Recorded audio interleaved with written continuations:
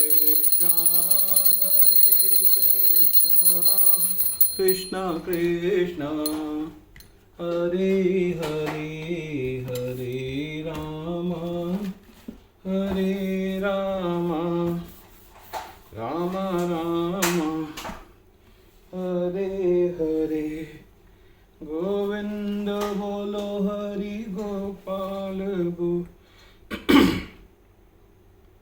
आज हम श्रीमद् भागवतम के चौथे स्कंद का पेज 88 पढ़ने जा रहे हैं।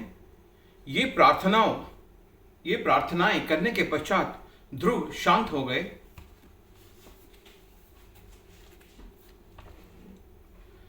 तब भगवान ने कहा, प्रिय ध्रुव, मैं तुम्हारे हृदय की इच्छा से भली भांति परिचित हूं। यद्यपि यह महत्वाकांक्षा बहुत ऊंची तथा कठिन है, फिर भी मैं तुम्हें ध्रुव लोक का आधिपत्य प्रदान करके तुम्हारी इच्छा पूरी करूंगा। ब्रह्मा जी के दिन की समाप्ति पर होने वाले प्रलय में भी वह लोक नष्ट नहीं होगा। जिस प्रकार धान निकलने के लिए खंबे से बंधा बैल खंबे के चारों ओर घूमता रहता है, धान निकालने के लिए खंबे के से बंधा हुआ बैल खंबे के चारों ओर घूमता रहता है, उसी प्रकार अंतरिक्ष के सारे तारे सितारे ध्रुवलोक की धुरी पर घूमेंगे। आज तक किसी ने इस लोक पर राज्य नहीं किया है। कुछ समय में तुम्हारे पिता वानप्रस्थ स्वीकार करेंगे और अपना राज्य तुम्हें सौंप देंगे। तुम अगले 36,000 वर्षों तक पृथ्वी पर शासन करोगे, परंतु इतना लंबा समय यहाँ व्यतीत कर भी तुम ना तो कभी वृद्ध होगे और ना ही तुम्हारी इंद्रियां कभी क्षीण होंगी। तुम्हारे राज्यकाल के दौरान शिकार खेलते समय तुम्हारे भाई उत्तम का वध हो जाएगा। अपने पुत्र की मृत्यु से उन्मत्त सुरुचि उसकी खोज में वन में जाएगी और वहां लगी आग में जलकर मृत्यु को प्राप्त होगी। अपने शासनकाल में तुम अनेक महायज्ञ संपन्न करोगे और विशाल धन संपदा दान में दोगे। इस प्रकार अपने जीवन काल में तुम अतुल सुख का भोग करोगे और मृत्यु के समय तुम्हें मेरा स्मरण रहेगा। अपने मनुष्य जीवन को इस प्रकार सफल करके तुम मेरे लोक ध्रुवलोक में प्रवेश करोगे, जहां क्षीर सागर के बीच में श्वेत द्वीप स्थित है। ध्रुवलोक इस भौतिक जगत के बीच स्थित एक वैकुंठ लोक है और इसके पश्चात तुम्हें पुनः कभी बारंबार जन्म मृत्यु के चक्र में नहीं आना होगा।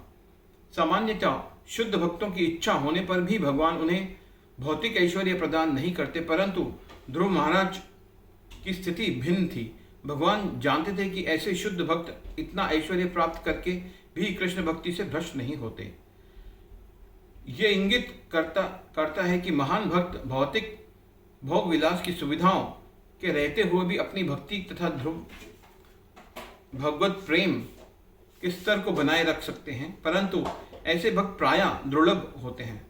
ध्रुव की पूजा एवं स्तुतियां स्वीकार करके भगवान विष्णु गरुड़ की पीठ पर आरूढ़ होकर अपने वैकुंठ धाम लौट गए। ध्रुव भी भगवान को अपनी दृष्टि से ओझल होने तक एकटक देखते रहे और तत्पश्चात अपने घर की दिशा पकड़ ली। यद्यपि उनकी मनोकामना पूरी हो चुकी थी, परंतु फिर भी वे अधिक प्रसन्न नहीं थे। अब वे समझ चुके थे कि विशुद्ध भक्ति का स्तर कितना महान होता है। उन्हें गलानी होने लगी कि अपने सौतेली मां से प्रतिशोध की भावना में तथा ब्रह्मा जी के राज्य से भी बड़ा राज्य प्राप्त करने की कामना से उन्होंने भगवान का भजन किया। हालांकि भगवान ने उनकी इच्छाएं पूरी कर दी, परंतु फिर भी ध्रुव लज्जित थे। वे भलीभांति समझ चुके थे कि सच्चे भक्तों के हृदयों में ऐसी इच्छाएं शोभा नहीं देती हैं। घर लौटते समय वे स्वयं को धिक्कारने लगे। ओह, जरा देखो मैं ये क्या कर बैठा। भगवान व्यक्ति को जन्म मृत्यु के चक्र से मुक्त करके अपनी प्रेमा भक्ति प्रदान कर सकते हैं, परंतु मूर्खतावश मैंने उनसे क्षणभंगुर सांसारिक वस्तुएं ही मांगी। ऋषि मुनियों को भगवान का जो दर्शन प्राप्त करने के लिए जन्मों तपस्या करनी पड़ती है, मैंने उस लक्ष्य को मात्र 6 महीनों में ही प्राप्त कर लिया, परंतु अज्ञानतावश में उस सुनहरे अवसर को खो बैठा और मेरा पतन